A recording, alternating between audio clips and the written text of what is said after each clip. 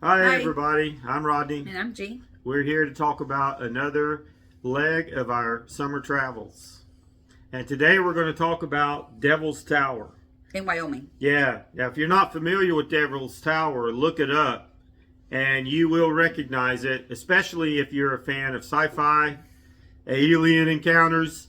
If you are familiar with the movie 2010 A Space Odyssey, which I think I saw once, hated it, but probably like it now. I should go back and look. 2001 A Space Odyssey. No, Wasn't that what it was called? It was the 10,000, the people under, not the under, oh my gosh. Hmm? It wasn't the 10,000 Space Odyssey. It was something else. Was it that the name of the movie, 2001 A Space Odyssey? No. I'll look it up while you're talking with people. Well, Devil's Tower, you can see it from a mile away once you get there. It costs $25 to enter per car for a 7-day pass. But we are National Park pass holders, so we didn't have to pay for that. Something that really caught us off guard. You're right. Close Encounters of the Third Kind. Sorry. Close Encounters of the Third Kind. It's just another space movie. Close Encounters of the Third Kind. Once you get there, there is a little city that you can walk around, and they have pizzas and fudge and ice cream and everything, and then you go into the line to go into Devil's Tower. Once we got in through the parking pass lane, it says that they had a stopping light. Now, we heard that that stopping light is only during high peak season. Again, we went in the first week. We're now in the second week of June of 2026. So it was peak season. But nobody told us what that traffic light really meant.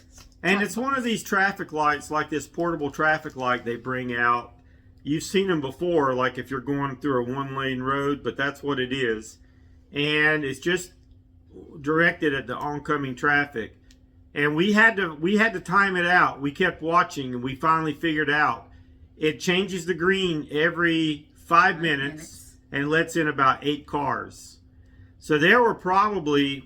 How long did we wait to get in? Maybe 40, 45 minutes? We waited about 40, 45 minutes. And when we got in there was such a long line of cars behind us. The people that were in line, they were going to be there a good 45 minutes to an hour. Or even more easy. so. Yeah. And they don't tell you that the light changes every 5 minutes. You have no clue to expect this. That was the only drawback. But we did find a good parking spot. Yeah, and parking... I guess you could say parking could be rough up there, but I thought they had enough areas. You may walk a little bit further to get to the entrance or not. And that's why they have the spaced out traffic lights, so people can leave in and out and you can find parking spot. So we enjoyed this, and I would recommend it to anybody that's going to be right now. You'll hear from a previous video. We traveled from South Dakota. No normal people will do that. You're going to be traveling from Rapid City to go out there unless you're seeing something on the other side of Devil's Tower. It's not a bad drive from Rapid City, probably an hour and a half to get out there. Well worth it. And there's 2 hikes. There's an easy trail that goes around it, and it's one's a little more tedious, but we did just the easy trail that goes around the Devil's Tower. Yeah, it says about 1.6 miles. If you do the further one on the dirt pads and stuff, it's over like 3.5 miles or something like that. And if you're a rock climber, you can get passes ahead of time, so you could actually climb the Devil's Tower. But when we went, it was not available. Yeah, one note about that. So we noticed as we were doing our hike around it, a lot of things in the trees. There were sweaters, ribbons. There were trinkets, ribbons, hats, all kinds of things. And we found out later the reason why. This is sacred to about 4 different Native American tribes. And so some of the folks in the Native American culture go out there and they tie those things up to represent prayers for their loved ones that they've lost. And so it has some significance to them.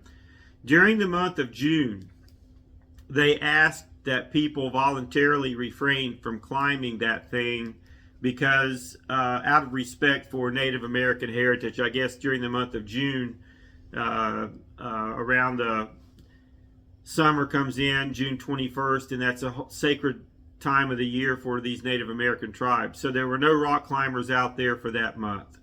But you can, as G said, get permission and climb that thing. I would like to see someone do that. That would be fascinating. Yeah, because we saw some rock climbers at the Sylvan Lake, another Yeah. area that we went to. But I really wanted to see them climbing this tower, but we went in the time Yeah. when it was not available.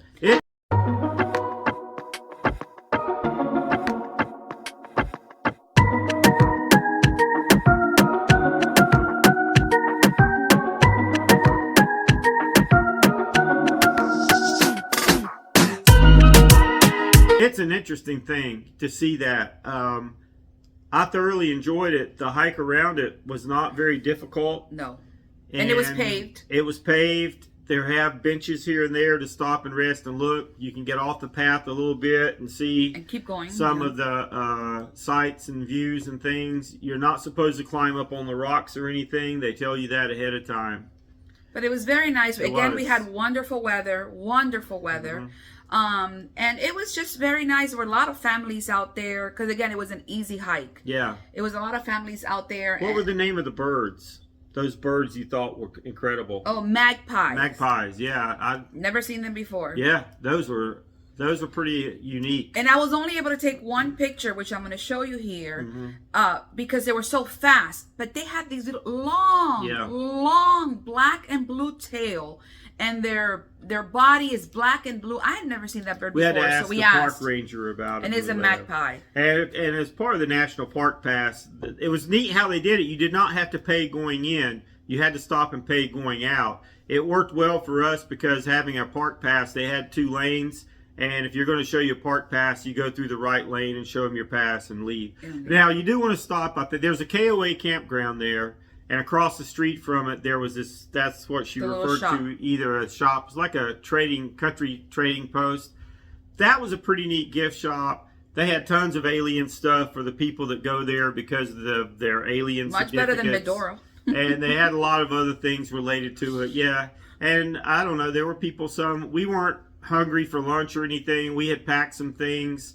But they did have ice cream, and they had some burgers, hot dogs, and things like that if somebody wanted to have lunch there. I'll tell you one thing that was interesting about driving there. Since we had been driving through dirt roads and just nothing for 5 hours before we got there, when you get to the area of Devil's Tower, there's red rocks. The whole area right before it is red rocks, and when you leave is red rocks, and then the middle is just the regular green, brown, gray rocks. So it was kind of weird that the entrance to the Devil's Tower, it's a completely different rock formation than what you saw for the last 5 hours. Yeah. That whole little area there at Devil's Tower really is an anomaly for the entire area. Yeah, it's really nice. So I enjoyed it. You know, I don't know that I'll ever be back in the area to go again, but anybody that's even close, I'd recommend this one. It's a great place to stop. I mean, and if we were there again for whatever reason, I'd definitely go back. I'd go back. Yeah, definitely enjoy that one. Yep. So please remember to like and subscribe for our videos. We'll see you next time. Adios. Bye.